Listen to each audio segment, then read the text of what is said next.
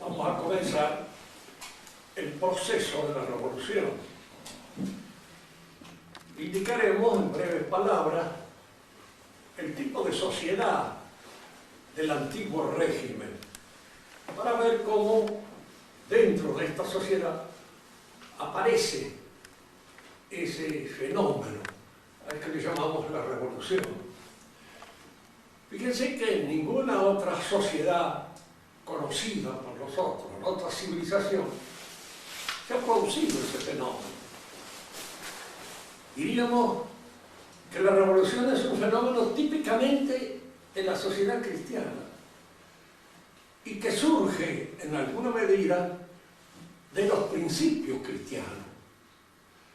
Son ellos los que son tomados por la revolución, arrancados del quicio sobrenatural en que están inscritos y convertidos en principios que abonan, animan, facilitan el nacimiento de una mentalidad anticristiana.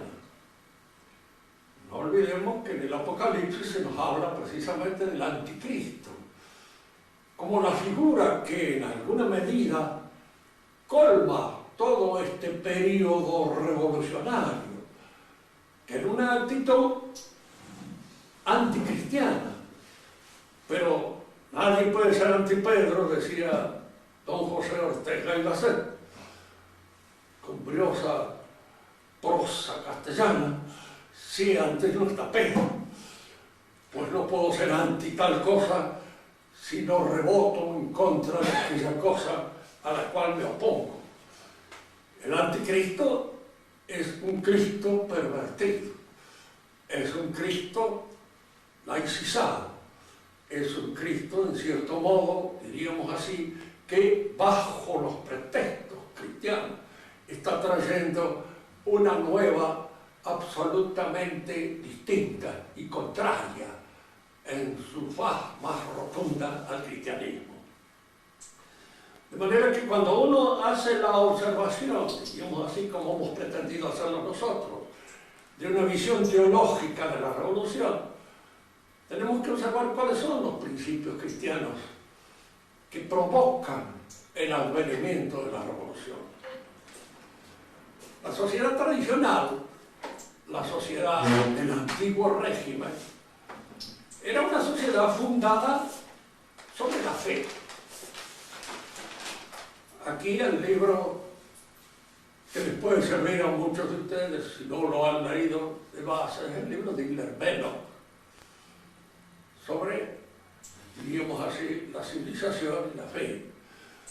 Él observa, ve cómo la fe es la que constituye el fundamento de esta sociedad tradicional.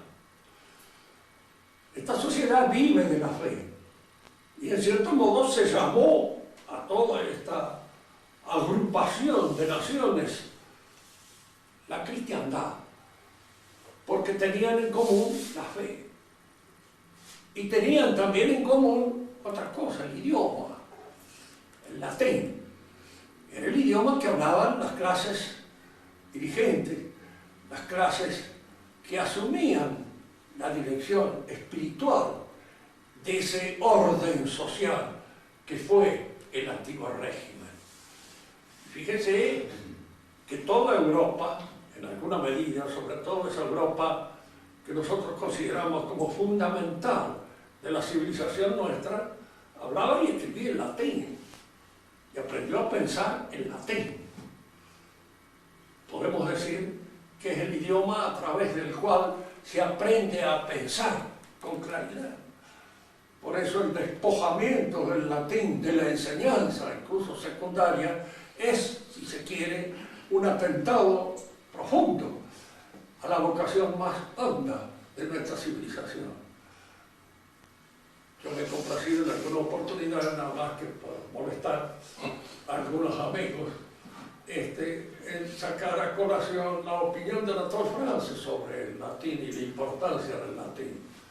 Anatole France pasa por ser uno de los representantes más típicos de la izquierda liberal francés, pero que tenía muy buena formación, tenía muy buena cabeza, y cuando no estaba borracho por algunas tonterías en las cuales caía muy a menudo y frecuentemente, decía las cosas muy bien dichas. Una de esas es la acusación que hace al Ministerio de Educación francés por la eliminación del latín del colegio.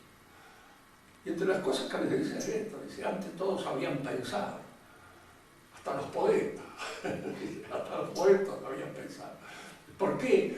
Porque habían aprendido el latín y a través del latín habían aprendido también el catecismo.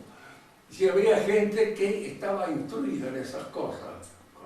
Y habían aprendido, hoy la gente le falta teología. Han leído más a Voltaire que a Santo Tomás de Aquino. Y esto lo dice él. Han leído más a Voltaire que a Santo Tomás de Aquino. Y si por eso piensan mal y no saben, diríamos así, elucubrar una argumentación. Bien. El antiguo régimen era eso. Estaba fundado en la fe.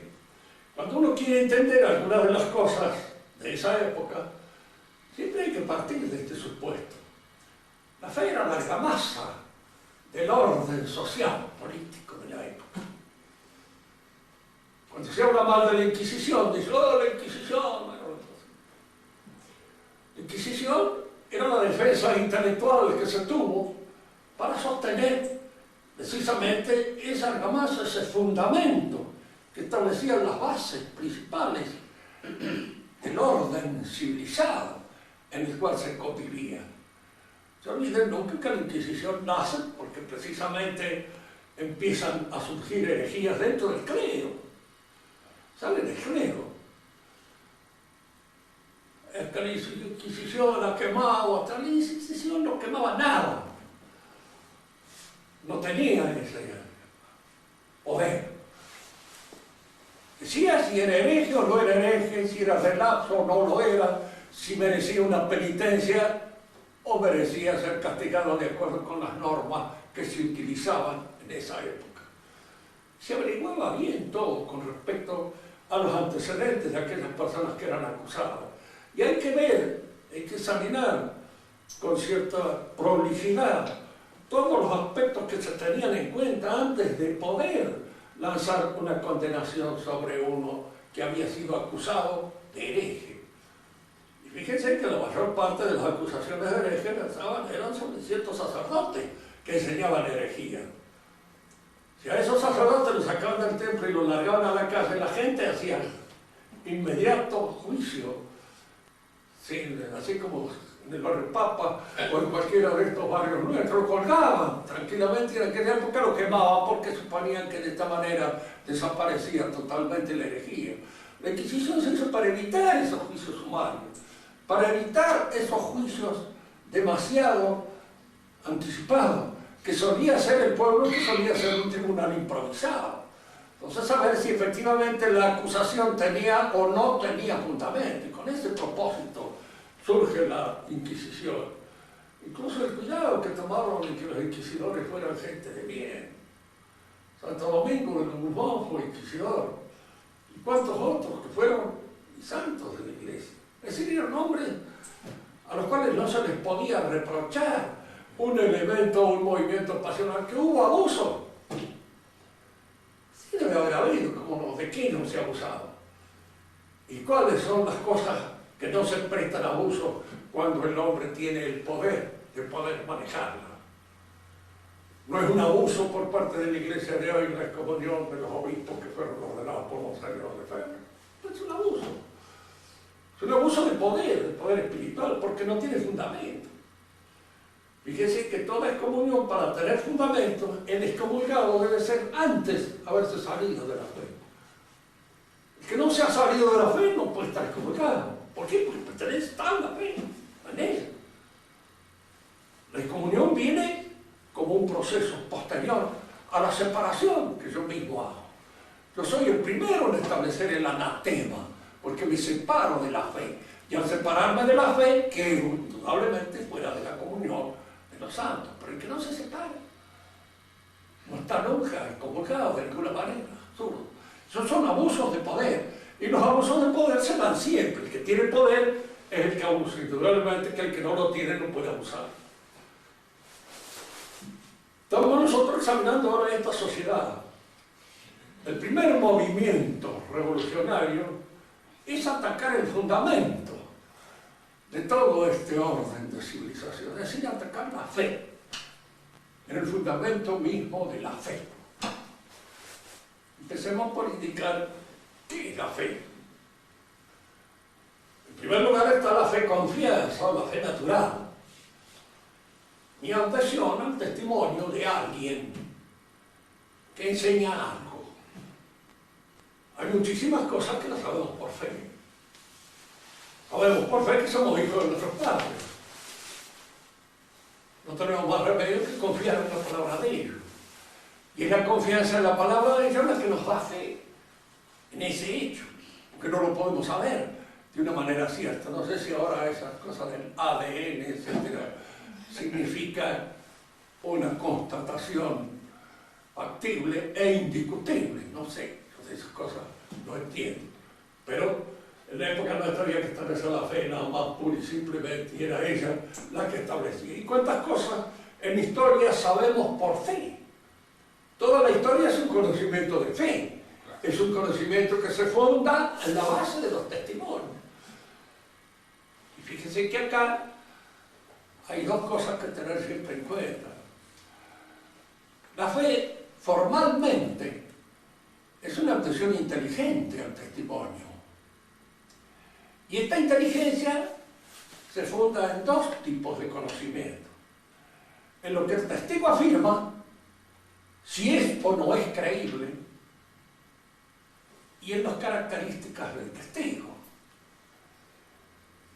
Una cosa ignominiosa que se nos ha dicho puede ser creída por nosotros si sabemos perfectamente bien que el testigo es un degenerado de primera y que es capaz de haber cometido eso. Y dos conocimientos. Admito lo que me dice porque lo conozco a él y sé que él es capaz de haber hecho esta porquería. Y sé que siempre la fe no significa una adhesión entusiasta. Puede significar en un momento determinado una adhesión a contrapelo de lo que el testigo afirma. Pero yo tengo que tener un cierto conocimiento del testigo y una aceptación del juicio, de lo que el testigo me dice. Que Cristo nació de María Virgen, que murió y resucitó al tercer día. Se le decía a San Agustín, es creíble. ¿Quién cree en esto? Y San Agustín contestó, efectivamente, ¿quién puede creer en esto? Y pensé que hay un montón de millones de gente que ha llegado a creer. Y lo más increíble es que lo hayan hecho creer. Dice, y este grupo de gente que lo ha hecho creer, ¿cómo ha hecho creer esto? Fíjense que nosotros nos encontramos ahí hasta el misterio de lo que es la fe. Pero la fe sobrenatural ahora, no la fe natural. Porque por fe natural nosotros no creeríamos en eso, de ninguna manera. ¿Por qué? Pues una virgen no puede tener hijos y seguir siendo virgen. Alguien que muere, en general, no resucita. Y menos después de una muerte ignominiosa. ¿Cómo logramos creer en esto? ¿Cómo nosotros aceptamos este testimonio que, digamos, irrumpe en nuestra inteligencia? Ahora, si nosotros lo pensamos bien, ponemos la inteligencia, Dios puede hacer concebir un hijo en una virgen. Y diríamos, si hace concebir un hijo en cualquier otra mujer, si la concepción del hijo es una intervención divina, ¿cómo se puede de alguna manera probar que así es? Y en toda mujer existe la posibilidad de esa intervención divina. Aumentando un poco problemas, ¿por qué no puede haberlo hecho Dios en el vientre de una virgen? No ofende a la inteligencia. La inteligencia puede aceptarlo como un elemento de juicio perfectamente inteligible y aceptable por la inteligencia. Pero es indudable que esto no se hace sino por una gracia especial que recibimos los que creemos y los que de alguna manera creemos. Creo en esto porque Dios me lo ha hecho creer. El mismo Cristo se lo dice a Pedro. ¿Quién dice la gente que soy yo? Uno que es Elías, el otro que... ¿Y tú quién dices que tú eres el Cristo, el Hijo del Dios vivo? Eso que has dicho no te lo ha enseñado ni la sangre, ni la razón humana. Eso te viene de Dios, nuestro Señor. Es decir, esta fe es una cosa impresa en nosotros por la gracia divina.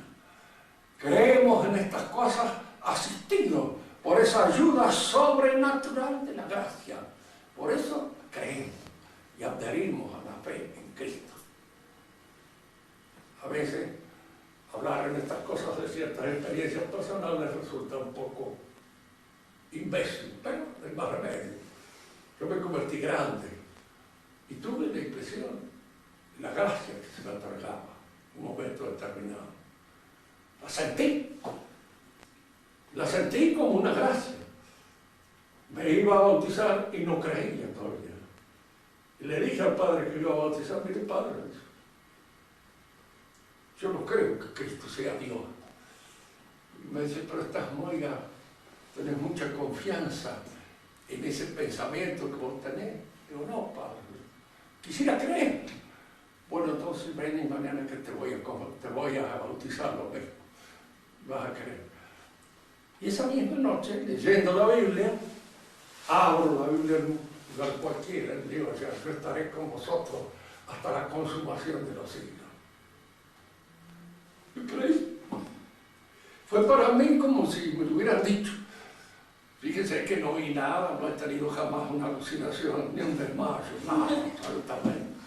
Nunca he padecido ninguna cosa rara, ni en las orejas, ni en la oreja sordera, nada más. Pero no he oído demás, jamás, de menos sí, pero demás nunca. Y me pareció que eso me lo decía. Bueno, se abrieron las esclusas de mi mente. Creí, lloré como un perro, por supuesto, y al otro día me bauticé y no he vuelto a tener nunca más, diríamos así, una debilidad en el sentido de aceptar la fe como está. La fe es eso, pero al mismo tiempo es la fe en nosotros los cristianos, una fe inteligente, no es una fe ciega. ¿Por qué no creer que Dios es capaz de hacer un círculo cuadrado? Porque no es un imbécil, es una inteligencia. Y una inteligencia no concibe un círculo cuadrado. Pero su voluntad omnipotente es una voluntad iluminada por la inteligencia, no limitada, iluminada por la inteligencia. Entonces una voluntad inteligente quiere lo que la luz de la inteligencia le señala. Digo esto porque, por ejemplo, la fe de Mahoma es una fe ciega. Y nosotros a veces, los cristianos, admiramos esta ceguera absoluta del maometano, que cree lo que le dice el imán y va a ojo ciega, hace lo que le dice el imán porque Dios es omnipotente y puede querer un círculo cuadrado y puede querer que un pecado no sea pecado y puede querer un montón de disparates catastróficos que de querer los dioses este mundo sería una catástrofe de punta a punta. Esa fe no es la nuestra. Diríamos que el primer paso de la revolución es trastocar la fe. ¿Pero en qué tenemos fe nosotros? En aquello que la Iglesia nos ha enseñado. Porque todas las verdades evangélicas fuera de la Iglesia son puro veneno. Es tal como la Iglesia la enseñó, y tal como la Iglesia nos indicó. Es una fe objetiva. Credo in unum Deum Patrem omnipotente, factore, celi, eterno, visibilio, omnium, et invisibilio, etcétera, etcétera. Esos son los dogmas de fe a los cuales yo adhiero, y adhiero en cierto modo porque están sostenidos, administrados por la Iglesia. El primer ataque a la religión es cambiar la fe, modificar el curso de la fe. ¿Y en función de qué se modifica el curso de la fe?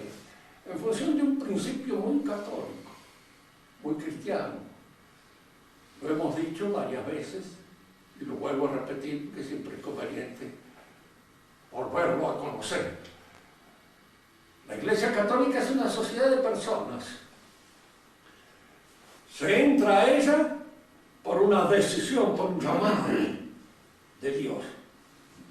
Y si uno entra cuando es chiquito, antes de ser llamado, sin embargo, de alguna manera en la medida en que va creciendo, es en la medida en que se va haciendo cada vez más conscientemente cristiano. Y esta adhesión a la Iglesia es la que constituye lo que podemos llamar nosotros un perfeccionamiento de la personalidad. La Iglesia exalta a la persona, porque es a la persona a quien se dirige, a quien va dirigida la fe. Es la persona la que se salva. No nos salvamos por diócesis, ni nos salvamos porque pertenecemos a esta capilla, ni nos salvamos porque pertenecemos a la Opus Dei, ni nos salvamos porque pertenecemos a la diócesis de Mendoza. Nos salvamos personalmente o no nos salvamos. Pero es personalmente como uno se salva, porque es personalmente como somos convocados. Entonces fíjese que acá hay una acentuación del valor de la persona. Pero esta persona forma parte constitutiva de una asociación, que es la Iglesia. Y es en esa asociación donde ella logra toda la dimensión del perfeccionamiento que Dios le exige y que Dios le pide. ¿Cómo se destruye esta fe? Exaltando el valor de la persona. Mi fe es desde ahora esta cosa que yo creo que es lo que debe ser la verdad revelada. Lo siento yo en mi interior. La Iglesia no existe. Podemos reunirnos un grupo de gente con el propósito, diríamos así, puramente pastoral, de impartir estas verdades que yo descubro en mí mismo. Pero es el descubrimiento en mí de estas verdades lo que constituye la fe. Y yo siento que me voy a salvar, si yo pienso que me voy a salvar, es porque Dios me está hablando en la interioridad de mi persona, a mí mismo, a mí solo, a mí me convoca. Y entonces es en esa convocación puramente personal donde reside desde hoy en adelante el valor de la fe. Fíjese que hay en esta fe una ligera confusión con la esperanza. Espero las cosas que han sido reveladas por Dios. Espero ser digno de merecer todas aquellas promesas que Dios nos ha hecho para el caso en que nosotros nos demos cuenta y razón y vivamos de conformidad con los principios que Él ha revelado. Pero ahora esta fe es una fe que se conjuga con la esperanza. Es una sola cosa con la esperanza. Pero mi salvación, porque así lo siento, en mi interioridad, es una vivencia la que yo tengo. Es una experiencia viva, personal, mía, esta aptitud y esta capacidad para concebir, diríamos, esa fe que me es revelada a mí también personalmente. Ya no hay iglesia, soy yo el responsable de mi fe. Fíjense que esto lo enseña Lutero, pero indudablemente se enojó un poco cuando los anabatistas sacaron la conclusión lógica de si cada uno de nosotros es rey y sacerdote, cada uno de nosotros es dueño de hacer lo que se le da la gana. Esto Lutero no lo quería. En cierto modo, cuando se levantaron los paisanos de la zona en la cual él había, reclamando precisamente ese valor del sacerdote y del rey que cada uno de nosotros llevamos en nosotros. Somos sacerdotes y reyes, pero recién cuando hemos atravesado el arroyo de fuego, el purgatorio, lo dice Virgilio a Dante. Virgilio acompaña a Dante hasta el purgatorio. Y una vez que atravesó el arroyo de fuego, le dice, ahora sí, tienes la mitra y el cetro, eres obispo y eres al mismo tiempo rey, porque todo lo que hagas de aquí en adelante surge de una fuente completamente limpia y pura. ¿Recuerdan eso que decía precisamente San Agustín? Una monja le estaba enseñando el camino del Monte Carmelo. Entonces le decía, hay que atravesar, purgar aquí las impurezas de las pasiones, etcétera, etcétera. Y que llegaba a los pies del Monte Carmelo, subía. Entonces le dice los monjes, padre, y una vez allí, ¿qué otras cosas hay que hacer? No, una vez allí eres libre, porque tu alma es pura y está purificada por la presencia misma de Cristo, nuestro Señor, que está en ti y vive en ti. Entonces ya no están todas esas impurezas propias de nuestras pasiones que nos impiden elevarnos más alto. En el caso de esta fe, tiene la virtud esta. Yo creo que me voy a salvar y entonces no importa muchas veces los pecados cometidos o incluso los pecados por cometer. Usted le dice una cosa, peca fortita, peca fuertemente, porque para él todo lo que el hombre hacía era pecado, porque su naturaleza era una naturaleza caída totalmente, arruinada por el pecado original. No tenía rescate, la razón siempre se equivocaba. Las palabras que Lutero decía con respecto a la razón son impronunciables entre nosotros, pero él indicaba que la razón era una porquería, de la cual mejor era no hablar, porque todo lo que pensaba, entonces había que obrar de cualquier modo en la vida, aunque este obrar fuera malo, no importa, había que obrar, porque total, al fin de cuentas, el sacrificio de Dios nuestro Señor fue uno y cubrió completamente las manchas de nuestro pecado, de manera que, aunque pequemos, ya no pecamos si tenemos fe en nuestra salvación. Si ustedes también ven en esta primera parte de la revolución dos cosas. Primero, que se toma un principio que es un principio constitutivo de nuestra fe, la elección personal de cada uno de nosotros. Ese principio se lo saca del quicio religioso y al mismo tiempo social en el cual está inscrito. Porque que se le haría uno a Lutero de esto, sí. Es cierto que la persona es importante, pero ¿dónde se hace la persona? Humanamente hablando, ¿dónde nos hacemos? ¿Dónde nos realizamos? En el orden social al cual pertenecemos. Podemos ser desencajados del orden social al que pertenecemos. Pensamos de acuerdo con el idioma que hemos heredado, que recibimos en la cuna. En la cuna misma estamos recibiendo todos aquellos principios que de alguna manera van a servirnos para realizar nuestra conducta. No hay nada que hayamos pensado que en algún modo no lo hemos recibido en el contexto social en el cual nosotros estamos inscritos. Ese hombre del que habla Lutero es un hombre arrancado del contexto social. Es un hombre que parece haber nacido por esporos y que de alguna manera, diríamos así, tiene la posibilidad de una realización autónoma, absoluta, total. Piensen en estas palabras, porque esto lo van a ver realizarse cada vez de una manera más efectiva y cada vez de una manera más patológica, más completamente mala. Cuando ustedes ven un cuadro de hoy, piensan, ¿qué ha querido decir el artista con esto? Bueno, parece que es un mensaje que tiene. Tiene que explicarlo posteriormente en otro contexto para que usted logre entenderlo, porque así a prima facie no lo entiende. ¿Por qué? Porque es una representación precisamente de esa subjetividad claustra, solitaria, que ha nacido por esporo, sola, que no habla el lenguaje plástico de los demás, habla su lenguaje plástico.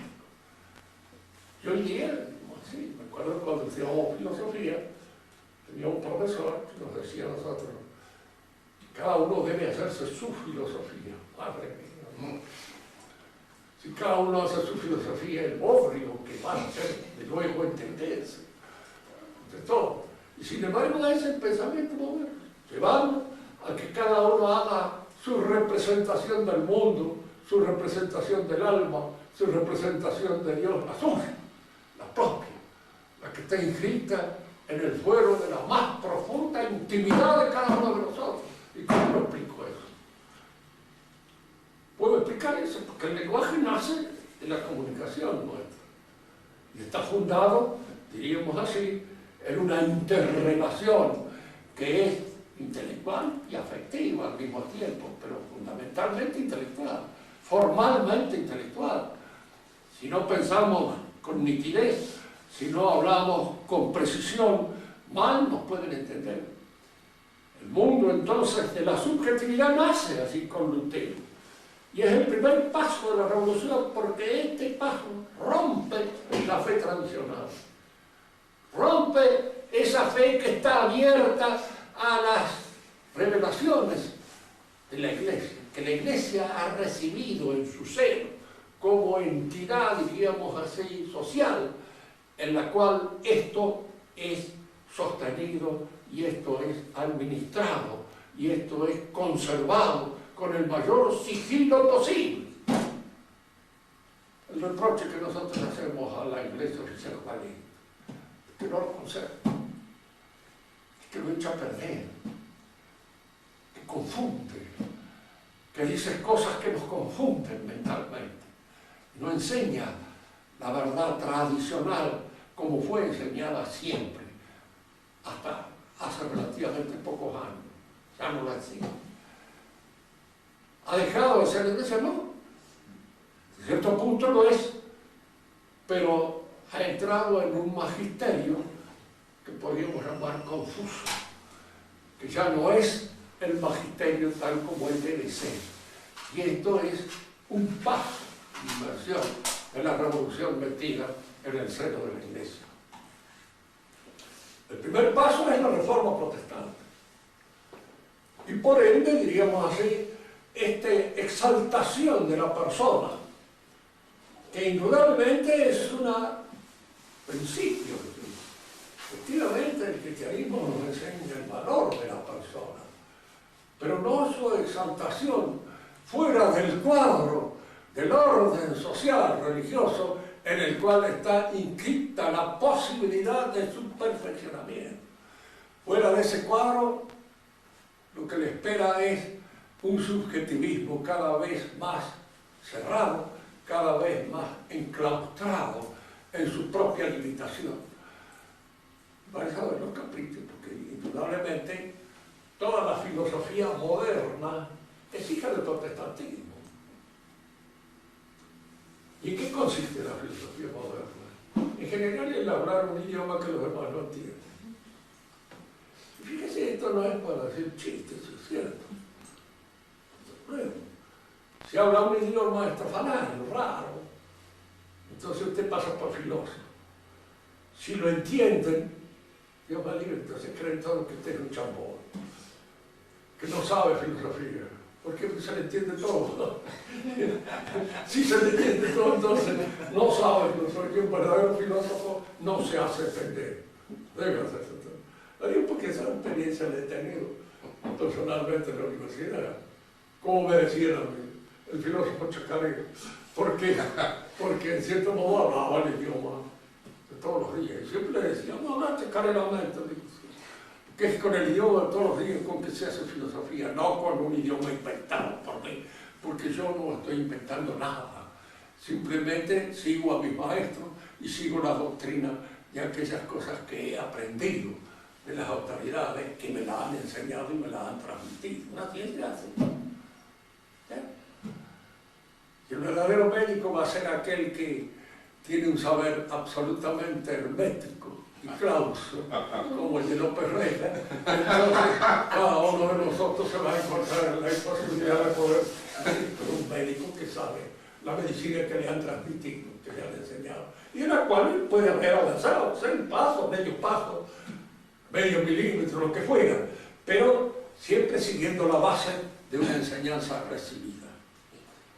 Este es el primer paso de la revolución, la reforma protestante. Y de esto surgen muchos otros, porque toda la filosofía moderna, decimos, surge de esta subjetividad. Así como para los luteranos, mi fe era algo mío, algo que surgía de mi interpretación directa de las Sagradas Escrituras, desde hoy en adelante mi pensamiento es aquel que surge de mi relación directa, causa mía, con el mundo, el alma, Dios y el hombre. La interpretación que yo dé de esas cosas estará en función de las resonancias subjetivas que esas realidades provocan en mí. Y yo les doy una interpretación filosófica a esas representaciones puramente subjetivas. Dicen que los filósofos en general, si usted los examina un poco así, a vuelo de pájaro, como lo vamos a examinar nosotros, empieza con Descartes. En Descartes, uno diría, bueno, pero Descartes era católico, señor. Ese es un cuento chino. Descartes no era tan católico como parece. En primer lugar, ¿dónde vivió? En Rotterdam. ¿Qué era Rotterdam? El centro de la Reforma protestante. Allí vivió él. Los amigos, ¿quién eran? Fulano, Mengano, Berman, que eran protestantes. Tuvo una hija, ¿sí? ¿En dónde lo bautizó? En la iglesia protestante. ¿Sí? Tuvo una adhesión a una secta, sí señor, los Rosacruces, que eran masones y en alguna medida protestantes. De manera que Descartes no era el católico que hizo ese ofrecimiento a la Virgen. Lo que pasa es que era francés, miembro del ejército francés y miembro de Francia, y había que tener mucho cuidado con la Inquisición en Francia porque en cualquier momento le cortaban las riendas. Venía de casa absuelviente, no caía. Él mismo lo dice en una de sus cosas. Como es, que se dice en latín, dice una frase que es muy interesante. Me presento enmascarado. Esa frase la dice él en latín. Es decir, él se presenta con una figura que no es la ley. Porque en el fondo su idea es una idea que él sabe que va a chocar. Pero usted cuando examina el sistema de Descartes, aparecen allí una serie de inconvenientes, de elementos, que van a tratar de ser corregidos por su sucesor, Kant, en alguna medida. A la vez Kant provoca una serie de inconvenientes en la interpretación de su sistema que van a ser superados por su sucesor, Hegel. A la vez Hegel presenta una serie de inconvenientes en la interpretación de su sistema que van a ser superados por su sucesor, Marx, en el sentido, diríamos así, de esto que llamamos la posmodernidad. Es decir, que cuando uno ha alcanzado su punto culminante, ya están asistiendo a su misa de Requiem y lo sigue el que más adelante lo va a delatar la mayor parte de los errores cometidos por él. Son ellos mismos los que han ido poco a poco. La posmodernidad surge de este movimiento. Es una consecuencia, diríamos así, inevitable de esta forma del pensamiento que se clausura en la inmanencia con Descartes. Luego trata de dar una interpretación ajustada de ese inmanentismo con Kant, pero fracasa porque no la da bien. Entonces aparece Hegel y lleva todo eso a un grado ya de mayor evolución, pero Marx es el que le dice, en Hegel todavía hay un Dios y se habla de Dios. Pero Marx tiene razón, el Dios de Hegel tiene un inconveniente, no existe. No existe nada más que en el mate de Hegel. Y fuera de la cabeza de Hegel no hay ninguna posibilidad de existencia real de ese Dios. Es una idea subjetiva que surge ahora en la interioridad de la inmanencia.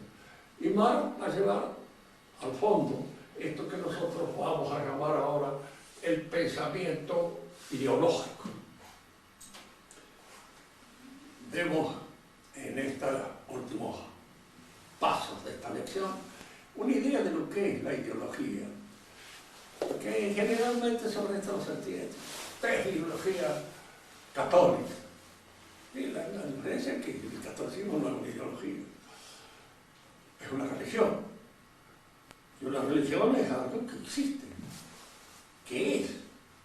Es la revelación de Dios con respecto al hombre acerca de los fines, de los propósitos que Dios tiene con respecto a nosotros. Esa es la religión, no es ideología. ¿Y qué es una ideología, según usted? Bueno, la ideología es un aparato conceptual fabricado con elementos extraídos de la religión, con elementos extraídos de la ciencia, con elementos extraídos de la imaginación, con lo cual se crea una interpretación del universo con un objetivo, con un propósito. El propósito de reforzar el aparato de la potencia, del poder humano y del poder político. Porque generalmente la ideología está al servicio del poder político. Esto más lo veían más bien. Si alguna vez alguno de ustedes le echa una ojeada al libro de él que se llama La ideología alemana, se encontrará con esta interpretación de lo que es la ideología. Hasta ahora, dicen una de sus tesis sobre Feuerbach, el hombre ha tratado de decir qué es el universo. Nosotros tenemos que tratar de cambiarlo, de transformarlo, de ponerlo a nuestra merced. ¿Y mediante qué nosotros podemos ponerlo a nuestra merced? Mediante ese instrumento que se llama la ideología y que alcanza su perfección más completa, diríamos así, en el sentido puramente intelectual, en el sistema de Marx. Y si alguien me pregunta, ¿por qué ha fracasado? Y digo, precisamente, porque hay un aspecto en el sistema que es puramente utópico, modificando las estructuras de la sociedad en su dinamismo económico. El hombre cambia, se modifica, se transforma en otro hombre, es otro hombre. Aparece, digamos, como una mariposa de su crisálida, el hombre comunista, el hombre socialista, en quien no hay mío, ni tuyo, ni de aquel, ni del otro, ni el demás. Yo una vez escribí un trabajo que alguna vez espero publicar, y si no se lo voy a pasar a Enrique Barrio para que él me lo va a publicar, que es capaz de hacerlo publicar. Se llama sobre la ética marxista. Entonces, ver cómo en realidad los marxistas en materia de ética han quedado dependientes de una noción romántica de lo que es el eticismo. No han sacado las consecuencias cabales de esta situación. Ellos dicen, por ejemplo, que la relación del hombre y de la mujer debe desde ese momento salir del amor puro y exclusivo que tiene este determinado personaje por esa determinada muchacha que le ha conmovido sus entrañas. Muy bien, pero esta es una visión romántica, es una visión personalista, es una visión individualista. Si nosotros somos socialistas, es decir, somos el grupo, somos la agrupación, ¿por qué me va a tocar a mí en esta muchacha que a mí me gusta y por qué me gusta? ¿Qué es eso que me gusta y por qué me gusta? Es una reflexión típicamente burguesa, subjetivista, individualista, que se da de trompicones con la aparición de este nuevo sujeto que es un comunista. Entonces, la única forma de solucionar este problema en comunista es que la organización, el Estado comunista o lo que fuera, le dé a cada uno un boleto para que le toque lo que le toque. Y de acuerdo con lo que le toque, pues conformarse con eso. Y no estar soñando con la mujer soñada, ni estar soñando con la mujer que a mí me hubiera gustado tener. Ideales burgueses, que quedan de alguna manera a través de todo. No lo han sacado esas consecuencias porque les daba bronca, les daría fastidio. diríamos así, cada vez, dice, entonces quiere decir que el que se va a encargar de darme la compañera que a mí me toca es el Estado o es la organización del partido. Y sí, hijito, si usted es comunista, sí, tendrá que aceptarlo así. Ahora, si usted es un burgués, un romántico, un infeliz, bueno, van a ser cabros, no venga acá a molestarnos a los comunistas auténticos, que somos los que creemos en que todas estas cosas se solucionan colectivamente y de ninguna manera individualmente. La ideología nace así como un aparato. La primera que surge en el horizonte de la política es el liberalismo.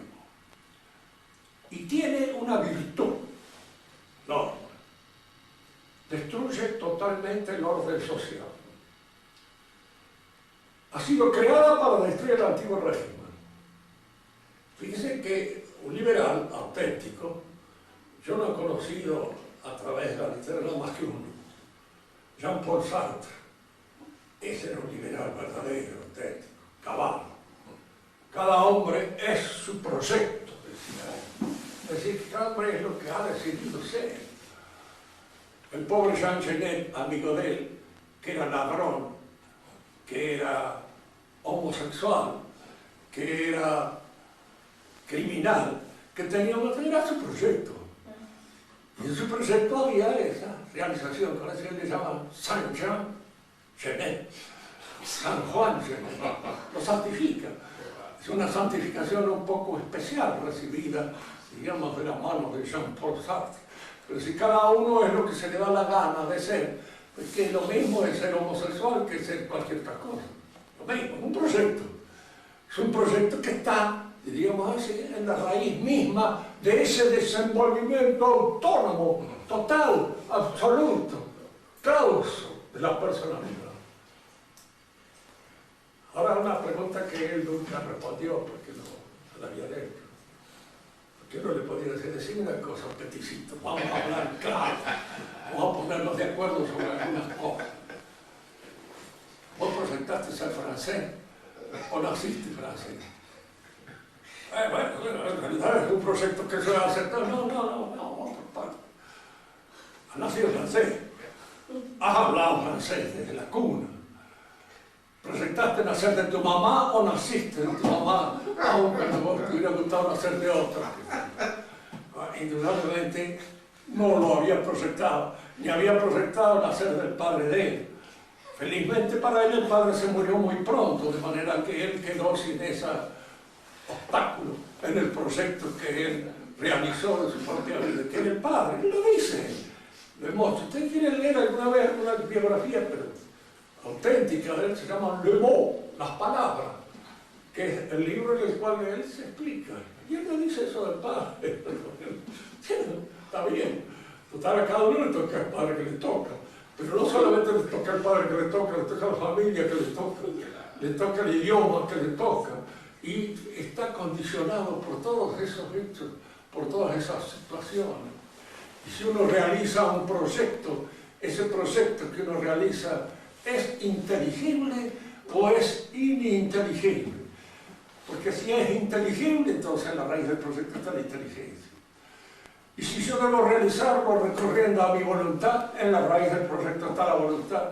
Y entra todo otra vez la esencia del hombre, la antropología humana, el hombre es un animal racional, etcétera, etcétera. Así que no es lo que él quiere ser, ni lo que él desea ser, ni lo que él se hace a sí mismo como si fuera del aire.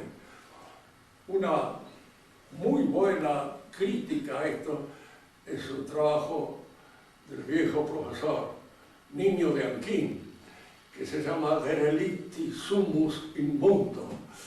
Estamos arrojados en el mundo, donde hace la crítica, pero una crítica con todos los recaudos de la ley. La dijo aquí en el Congreso de Filosofía que hubo acá en el año 49, la leyó el niño y los dejó planchados a todos los existencialistas. Había muchos existencialistas, pero los dejó planchados porque no había un resquicio por donde salían encuentros de este razonamiento implacable que llevaba contra esta, diríamos así, clausura en la absoluta soledad, porque es una clausura que no puede ser. No hay. Se lo está traicionando el idioma que usted está hablando. Es decir, ese idioma ya usted lo ha tomado en préstamo de la sociedad a la que pertenece. Para que el proyecto fuera auténticamente suyo, debe estar escrito en un idioma que nadie hablaba, que nadie conociera, que nadie interpretara, que nadie de alguna manera lo entendiera. Es decir, el hombre, según Jean-Paul Sartre, auténtico, cabal, total, desperdido, todo es un loco completo, absoluto y total. Un tarado en el cual ya no queda ni el menor rastro de razonamiento. Sí, señor. Fíjense que muchas cosas del mundo moderno no llegan a esto. Hay versos que son puras palabras. Y ojalá fueran las palabras porque son entendidas por nosotros casi todos. Nos encontraríamos en un ambiente más o menos familiar, en el cual, diríamos así, nos entendemos bien. Pero son a veces palabras disociadas, sueltas, o imágenes sueltas, y con eso se hacen versos. Y a veces no resultan del todo feos, en el sentido de que todavía hay más o menos una cierta hilación entre esas imágenes o entre esas palabras. Y en tanto hay una cierta hilación, hay algo que se está diciendo, a pesar de que se lo está diciendo muy mal.